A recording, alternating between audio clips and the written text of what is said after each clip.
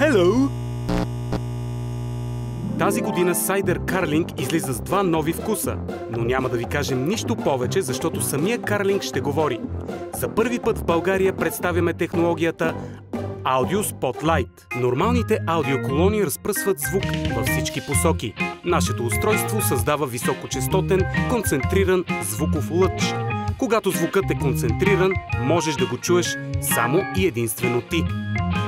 Следвайки указателните знаци, стигаме до щанда с напитки.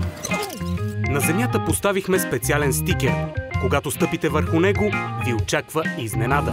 Гласът на Carling ще ви подскаже коя напитка да си купите лично. А останалите в магазина няма да чуят абсолютно нищо. Наехме актьор, който има трудната роля да убеди хората, че е самият Carling. Да, на вас двамата говорим, не се въртете наляво или надясно, погледнете напред. Погледнете надолу сега и ще видите точката. Точно там трябва да седите, за да ме чувате.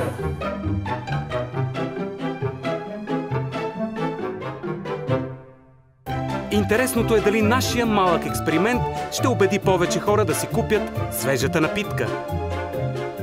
Това съм аз, Carling Черри, Carling ябълка, Carling лайм и мента.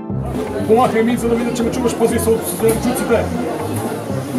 Ето ме там горе, виждаш ли ме? В крайна сметка, хиляди хора чуха гласа на Carling. Здрасти, аз съм Carling, дарлинг! Точно така и не забравяйте да сложите лайк. Следния раз се намирам Carling Черри, Carling ябълка, лайм и мента. Гледайте къде стъпвате и може да го чуете и вие. London Calling, so have a Carling, darling! Консумирай с удоволствие и мярка!